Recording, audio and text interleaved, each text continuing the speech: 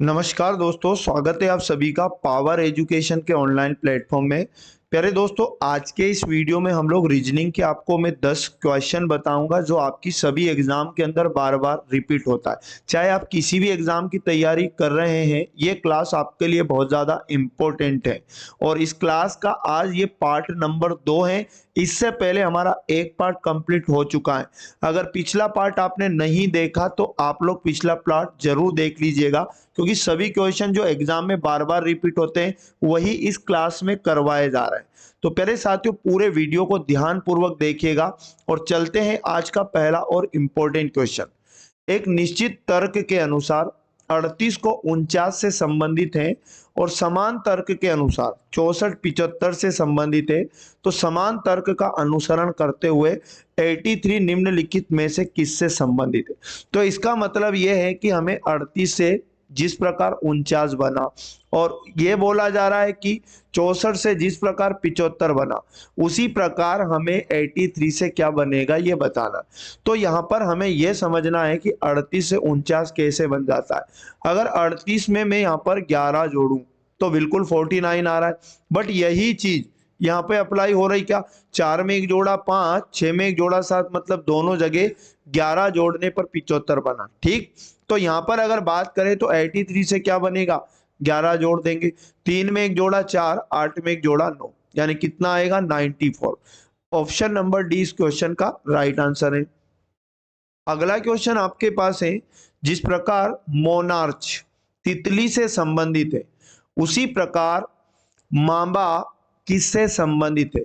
तो यहां समझने वाली बात यह है कि जो शब्द मोनार्च आपको दिया है इसका संबंध जिस प्रकार तितली से है उसी प्रकार यहां पर हमें बताना है मांबा।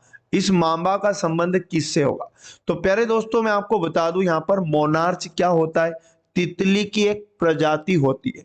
तो मांबा किसकी एक प्रजाति होती है, चार ऑप्शन दिया, शाही, सांप, रानी, विष। तो याद रखना ये सांप की एक प्रजाति होती है, यानी इसका राइट आंसर सांप बनेगा। ऑप्शन नंबर बी सही जवाब है। अगला क्वेश्चन हमारे पास है नेक्स्ट वाला, उस विकल्प को चुनिए जो छठी संख्या से ठीक उसी प्रकार संबंधित है जिस प्रकार पहली संख्या दूसरी संख्या से संबंधित है और तीसरी संख्या चौथी संख्या से संबंधित। मतलब जिस प्रकार 169 से 182 बना उसी प्रकार हमें क्या बनाना है, 225 से 240 बना, तो किससे 306 बना। तो समझने वाली बात यह है कि 169 से 182 कैसे बना। तो हम एक काम करते हैं, 169 हमें पता है कि ये 13 का वर्ग होता है। अब 13 का वर्ग तो होता है, लेकिन 13 का वर्ग करने से 182 नहीं बनेगा। तो अगर 13 में मैं एक जोड़ूं अगर तो आएगा 14, और 13 में अगर हम 14 का मल्टीप्लाई करें तो 14 थी 42, कैरी 4, 14 एकम 14, 4 18, 182 बन रहा है। इसी प्रकार 225 को समझे तो 225 किसका वर्ग होता है, आप कहेंगे ये 15 का वर्ग होता है। और मैं आपको बता दूं 15 आया और 15 में एक जोड़ा तो कितना 16, और 16 का जब हम गुणा करेंगे 16 पंज 80, कैरी आएगा 8, 16 एकम 16 और 8 24, तो आपके पास 240 बन रहा है। तो यहाँ कौन सी संख्या रखी जाए कि यहाँ पर ऐसा कंसेप्ट लगाने पर 306 बने। तो यहाँ पर आपको उठाने होंगे ऑप्शन, यानी यहाँ पर अगर हम क्या करें, पूर्ण वर्ग संख्या 209 ले, क्योंकि ये पूर्ण वर्ग संख्या है और एक ही संख्या है। तो 289 को अगर हम लोग लेते हैं तो 289 17 का वर्ग होता है। और यहाँ पर जब हम 17 में एक जोड़कर 18 का गुणा 17 से करेंगे तो बिल्कुल 306 बनेगा। तो right answer 289, option number B सही होगा। अगला क्वेश्चन हमारे पास एक निश्चित कूट भाषा में इंटर को FOTGT लिखा जाता है और डिसाई को EJCGA के रूप में लिखा जाता है, उस कूट भाषा में चाइल्ड को कैसे लिखा जाए। तो समझने वाली बात यह है, सीखने वाली बात यह है कि इंटर को यहाँ किस प्रकार FO, उसके बाद T, फिर लिखा गया G, फिर लिखा गया T। उसी प्रकार यहाँ पर एक और शब्द बताया DICEY, इसको यहाँ पर लिखा गया EJ, और उसके बाद CG और लिखा गया A। उसी प्रकार हमें किसको लिखना होगा, चाइल्ड को। तो यहाँ पर पहले कंसेप्ट समझते, अंग्रेजी वर्णमाला यहाँ पर अप्लाई होती है। जैसे अंग्रेजी वर्णमाला में ई 5 नंबर पर, एन 14 पे आता है और टी को तो इसने टी ही लिखा, और ई 5 पर फिर से यहाँ पर आर 18 लिखोगे। तो यहाँ पर एफ 6 नंबर पे होता है ओ 15 पर, और टी को टी ही लिखा। जी 7 और टी 20, मतलब यहाँ क्या समझ आया, 5 में एक जोड़ा तो 6, 14 में एक जोड़ा तो 15, टी को टी ही लिखा, और यहाँ पर 5 में 2 जोड़ा तो 7, 18 में कितना जोड़ा 2, तो +7। मतलब अगल बगल के दो शब्दों में शुरू के 2 में तो +1 किया और आगे +2 किया आखिरी के 2 में। तो यहाँ भी यही चल रहा है क्या, तो डी में एक जोड़ेंगे तो ई, आई में एक जोड़ा तो जे, सी को सी लिखा। इसी प्रकार ई में 2 जोड़ेंगे तो जी आएगा, और वाई में 2 जोड़ेंगे तो जेड और ए, मतलब यहां पर भी +2 हुआ। तो यही चीज यहां पर अप्लाई करेंगे। तो सी में तो अपने को पहले तो +1 और +1, शुरू के 2 में तो +1, और आई को आई ही लिखना पड़ेगा, और आखिरी के 2 में +2 हमें ऐड करना पड़ेगा। तो सी में एक जोड़ेंगे तो डी आएगा, एच में एक जोड़ेंगे तो आई आएगा, और आई को हम लोग यहाँ पर आई ही लिखेंगे, ठीक है। तो यहाँ पर एच में एक जोड़ेंगे तो एच के बाद क्या आता है आई, और आई को आई ही लिखेंगे तो डी डबल आई, और एल में 2 जोड़ना है तो एम और एन, यहाँ पर एन आएगा, और डी में 2 जोड़ेंगे तो ई एफ, यहाँ पर एफ आएगा। तो D double I N F इसका राइट आंसर बनेगा। ऑप्शन नंबर ए इसका करेक्ट आंसर है। नेक्स्ट क्वेश्चन, नीचे दी गई श्रृंखला में गलत पद ज्ञात करें। तो प्यारे साथियों, एक सीरीज आपको दी गई है, इसमें गलत पद लाना है। समझने वाली बात इसमें यह है कि भाई ये सीरीज आगे कैसे बढ़ रही है।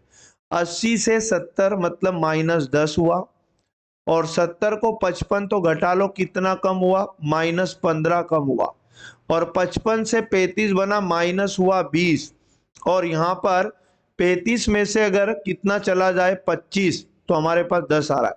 तो मतलब 5 का डिफरेंस कम होता जा रहा है, और 10 में से कितना घटाया गया कि माइनस, तो -30 घटाया गया, और 30 में से याद रखना यहाँ पर कितना घटाया गया, तो यहाँ पर अगला क्या आएगा, हमें 35 घटाना पड़ेगा, किस में से, तो -20 में से हमें माइनस करना पड़ेगा 35। तो यहाँ माइनस का कितना आना चाहिए, 5 और 0 5, और 3 2 कितना 5, मतलब माइनस का 55 आना चाहिए, लेकिन आया कितना 50। तो ये 50 वाला जो पद है ये गलत है, यही क्वेश्चन ने पूछा। ऑप्शन नंबर क्या करेक्ट होगा, -50 यहाँ पर गलत है। अगला क्वेश्चन, नेक्स्ट और इंपॉर्टेंट क्वेश्चन है, दिए गए पैटर्न का ध्यानपूर्वक अध्ययन करें और उस संख्या को चुनिए जो प्रश्न चिन्ह के स्थान पर आएगी। तो यहाँ पर इस प्रकार से एक कॉलम आपको दिया है, रो कॉलम, और यहाँ पर एक क्वेश्चन मार्क है, इसकी जगह क्या आएगा। तो दोस्तों जब भी ऐसा कोई कॉलम आपको दिखे, तो ये जो बड़े नंबर होते हैं कहीं ना कहीं छोटे नंबर के कंसेप्ट से बनते, मतलब 7 और 3 से मिलकर कहीं ना कहीं 116 बना। तो हम क्या करेंगे, 7 में 3 को जोड़ेंगे तो कितना बना 10, और 10 का वर्ग किया जाए तो कितना होता है 100, और 100 में 16 जोड़ेंगे तो कितना आएगा 116। क्लियर। इसी प्रकार 8 और 4 से मिलकर 160 बना। तो अपन क्या करते हैं, 8 को और 4 को जोड़कर जो 12 बनेगा इसका वर्ग करते हैं, तो यहाँ पर 144 आएगा। क्लियर। अब 144 में अगर 16 जोड़ेंगे तो यहाँ पर बिल्कुल 160 बन रहा है। तो ये 16 जोड़ना है, बस दोनों को जोड़ के वर्ग करके। तो यहाँ पर भी 2 प्लस हम लोग 13 करेंगे, तो 13 2 15 होगा, और 15 का वर्ग करेंगे तो 225 बनेगा। और इसमें भी कितना जोड़ना पड़ेगा 16, 6 5 11, कैरी 1 2 1 3 और 1 4, तो 241 यहाँ पर आना चाहिए, यानी ऑप्शन नंबर डी इसका करेक्ट आंसर बनेगा। अगला आईएमपी क्वेश्चन है, ए प्लस बी का अर्थ है ए बी का भाई है, और ए माइनस बी का अर्थ है ए बी की पत्नी है। ए गुणा बी का अर्थ है ए बी की पुत्री है। ए भागित बी का अर्थ है ए बी का पिता है। तो दोस्तों इसका हमें आंसर बताना है कि ये जो समीकरण दिया इसमें टी का पी से क्या संबंध बनेगा। तो ऐसे को करने के लिए डायरेक्ट आपको क्या करना है, इन चिन्हों का मतलब समझना है। जैसे यहाँ पर P और S लिखा, तो P और S के बीच में प्लस का चिन्ह है, तो प्लस का मतलब हमें ऊपर क्या बताया, तो आप कहोगे कि A प्लस बी का अर्थ बताया कि A B का भाई है। तो A का नाम प्लस के कहाँ आया, पहले, तो प्लस के पहले वाला प्लस के बाद वाले का भाई है, तो प्लस के पहले कौन है, पी, तो पी भाई है मतलब पुरुष हो जाएगा, और पुरुष को प्लस से डिनोट करना है, और किसका भाई हो जाएगा, ये एस का। ठीक है, तो इस प्रकार लिखेंगे, एस इसकी बहन भी हो सकती है और इसका भाई भी हो सकता है। इस प्रकार एस और क्यू के बीच में लगा गुणा, और गुणा का अर्थ क्या बताया, ए बी की पुत्री है, और गुणा के पहले नाम आया ए का, तो गुणा के पहले वाली पुत्री है मतलब एस, एस यहाँ पर क्या हो जाएगी, पुत्री, यानी कि फीमेल हो जाएगी, और किसकी पुत्री हो जाएगी, क्यू की। तो क्यू इसके पिता या इसकी माता दोनों में से कुछ भी हो सकता है। फिर यहाँ मल्टीप्लाई का साइन लगा है, क्यू गुणा आर, और गुणा का मतलब हम पढ़ चुके हैं कि ए बी की पुत्री है, गुणा के पहले वाली पुत्री है मतलब क्यू फिर से पुत्री बन जाएगी, तो यहाँ पर पुत्री है, क्यू फीमेल है, ठीक है ना, और किसकी पुत्री है, आर की, तो आर पिता भी हो सकते हैं और आर इसकी माँ भी हो सकती है। फिर यहाँ माइनस का साइन लगा दोनों के बीच में, तो माइनस का अर्थ होता है ए बी की पत्नी है, तो माइनस के पहले वाली है ना, माइनस के बाद वाले की पत्नी है, तो माइनस के पहले आर था, तो आर क्या हो गई, पत्नी हो गई, किसकी पत्नी हो गई, मतलब आर फीमेल है, और ये पत्नी हो गई किसकी, टी की, तो टी पुरुष हो जाएगा मतलब ये इसका पति हो जाएगा। क्लियर। आगे लिखा है भागित वी, और भाग का अर्थ बताया ए बी का पिता है, तो भाग के पहले वाला पिता हो जाएगा मतलब टी पिता हो जाएगा, किसका पिता हो जाएगा, तो आप लिखोगे भाग के बाद वाले का मतलब वी का। फिर यहाँ पर भाग का चिन्ह लगा है, फिर से भाग के पहले वाला पिता हो जाएगा किसका, भाग के बाद वाले का, तो ये वी भी पिता बन जाएगा। क्लियर, यानी पुरुष है ये भी, और किसका, यू का, यू इसका बेटा या इसकी बेटी कुछ भी हो सकती है। क्वेश्चन ने कहा कि पी, टी का पी से क्या संबंध है, तो ऐसा जब भी पूछा जाए हमेशा पी से, जिससे पूछता है वहां से आपको पकड़ना है और टी पर जाना है। ठीक है, तो पी से हम जाएंगे टी पर, तो देखो ये पी क्यू की क्या थी, क्योंकि यहाँ पर ये पुत्री एस थी और एस का भाई पी था, तो मतलब क्यू का ही पुत्र हुआ पी, ठीक है ना, तो ये क्यू कौन हुई, इसकी माता, और ये माता की आर कौन है, माता, तो माता की माता क्या होती है, नानी होती है। क्लियर, और नानी का पति कौन होता है, नाना, तो टी क्या लगेगा इसके, नाना। ऑप्शन नंबर डी इसका करेक्ट आंसर हो जाएगा। तो दोस्तों ये थे पूरे 10 के 10 ही क्वेश्चन जो आपको एग्जाम के अंदर देखने को मिलेंगे। तो मिलेंगे पुनः नेक्स्ट वाली क्लास में। जय हिंद, जय भारत, वंदे मातरम।